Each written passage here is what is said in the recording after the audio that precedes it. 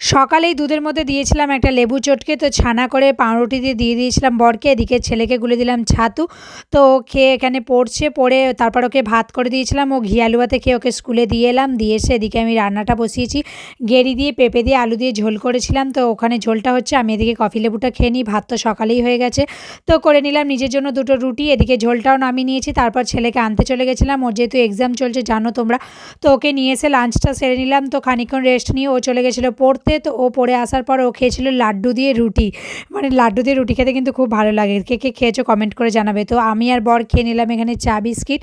তো চা বিস্কিট খেয়েই উঠে, মানে খেয়েই তাড়াতাড়ি রান্নাটা বসিয়ে দিয়েছিলাম। করেছিলাম তড়কা, তো একটু দিয়ে দিলাম বাটার আর কাসুরি মেথি দিয়েছিলাম। দিয়ে রুটিটা করে নিলাম, নিয়ে চলে গেছিলাম বরকে নিয়ে ডাক্তারখানা। তো ওকে ডাক্তার দেখিয়ে ওষুধ নিয়ে সোজা চলে এলাম বাড়িতে এসে করে নিলাম ডিনার।